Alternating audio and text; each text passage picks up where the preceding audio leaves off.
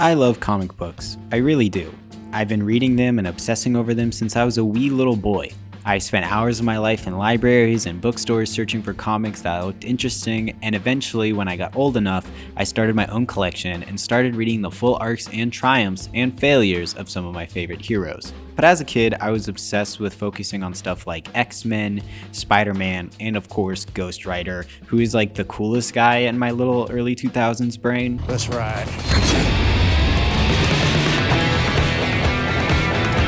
But I also love Batman. Sorry DC fans, I'm sure The Flash and Superman have great comics that really show off their characters in deep and emotional ways, but Batman alone has a strong enough gallery of heroes and villains to basically carry DC for me. I remember I spent long nights playing Arkham Asylum, reading Frank Miller comics, and of course books like The Killing Joke and The Long Halloween. Long story short, I'm an adult superhero fan who has been a fan of superheroes for years, but what the actual fuck is wrong with adult superhero fans? A little warning for this video, I will not be talking about the various dramas in the comic book community, rather talking about the annoying fans of superhero media, like the hundreds of movies and TV shows that we get every year. I generally think superhero fans today really don't understand how fortunate we are to have tons of projects made every year tied into the characters that 15 years ago nobody really cared about. Let's just take a quick walk back to the year 2008. Housing market was crumbling, mommy and daddy were in a heated divorce, just me.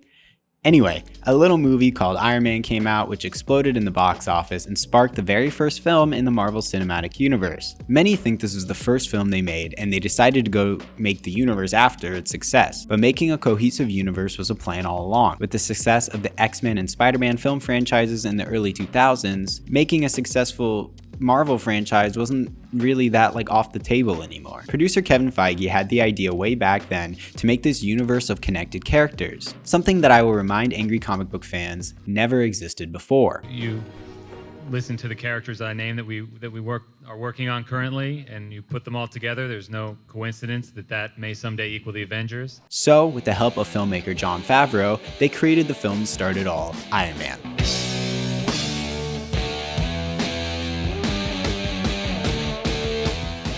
As much as I'm saying in this video that Feige created the MCU, it was really the brilliant work of Jon Favreau who sold the concept to the world of Iron Man. A character, I will remind you, wasn't really incredibly popular at the time. Jon managed to make a fun yet grounded film that showcased the origins of Tony Stark and Iron Man, a man who turns his back on his sorta corrupt family business of making weapons of war to use his tech and intellect for something good. A somewhat simple concept that was executed perfectly. And we all know Iron Man, and we all loved Iron Man, and we know how much of a genius Jon Favreau is, so I'm not gonna try to stew on Iron Man for too long. For all of us, it kind of seems like a knock out of the park now, but back then it was actually seen as a huge risk. To make another long point short, it has been 14 years and we have gotten 37 projects that all tie into one cohesive universe. Now we're on phase 4 of the MCU and fans are divided whether or not the MCU is actually good. I stand more on the side of not every project is perfect, but I managed to find enjoyment in most of them. Hell, I would say I've loved some of the projects in phase 4 more than some of the lesser projects in the past. But of course, the internet loves to hate, and within some time during the pandemic, the superhero fandom got worse than it's ever been.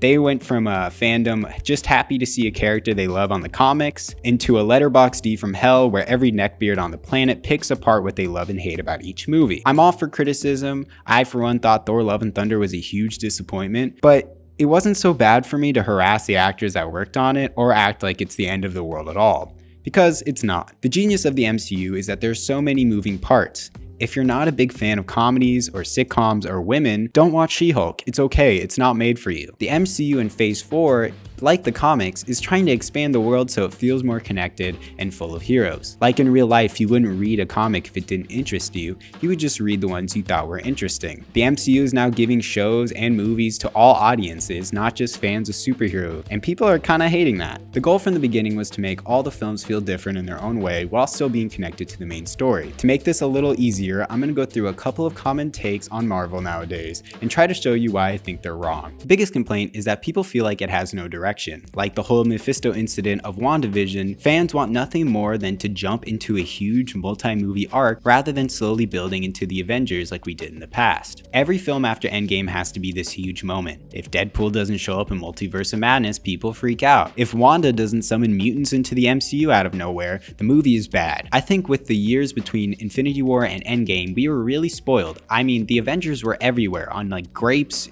pineapples, every product you could buy, every bus you walked past, every street light. The Avengers were everywhere. We got shows, we got little tie-ins, the hype was real. So to go from that to this, I can understand why some people don't like it, but we gotta realize where we came from. And now, of course, that the hype died down from Infinity War and Endgame, fans are always hungry for the next Avengers level threat. Oh, that is an Avengers level threat. And basically want to take the DCEU route and rush us straight into a universe-changing arc. I will remind all of these fans the reason why the Avengers movies and team-ups hit so hard is because we had to earn them. We were drip-fed plot for years, leading to an amazing climax of the last two Avengers films. To make another arc so huge next to Infinity War and Endgames would make the movies lose all meaning.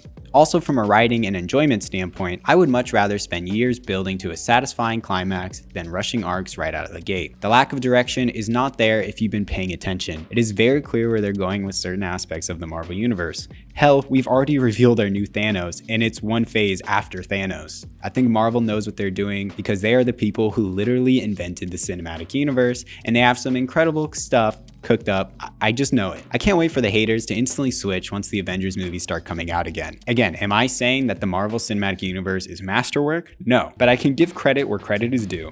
Also, they've made some of my favorite characters in comics popular to everyone. What Phase 4 is getting right is doing something different. It has taken huge risks compared to the other phases, and some stuff worked and some didn't, just like how it always was with the MCU. Thor 2, Iron Man 2, Captain Marvel, some other hot takes that I'm not going to say in this video, were all seen as misses, but I would say Marvel seems to get more right than wrong. And those that hold the MCU to the comics for comparison will almost always be disappointed because the MCU from the beginning has never been a direct adaptation of the comics. They would love to pick and choose aspects from comics to make stories that work better on film. There's genuinely a reason why some comics are comics. They just don't work into the medium of film. Not to mention, Phase 4 has taken a huge focus on character. Some might disagree, but most of the projects are deep looks into the emotional aspects of the heroes we love, showing the fallout of the events of Endgame and Infinity War, showing us sides of characters through TV shows movies didn't have time to.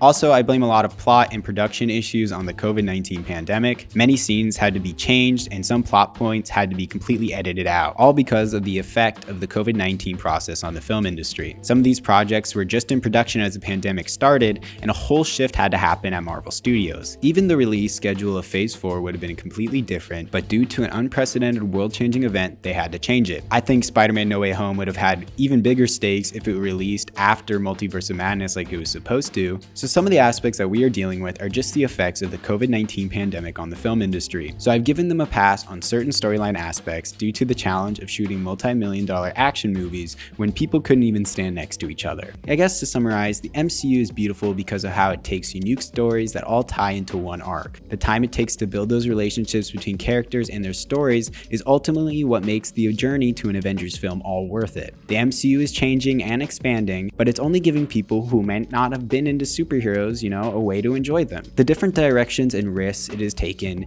is as bold as it was in 2008, and we all need to realize how amazing it is to have so much content about the characters that we love on page, on screen. You may not like everything they do as a comic book fan, but the MCU just isn't for comic book fans only.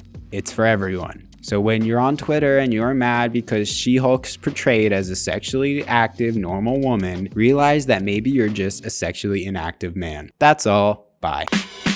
Gas.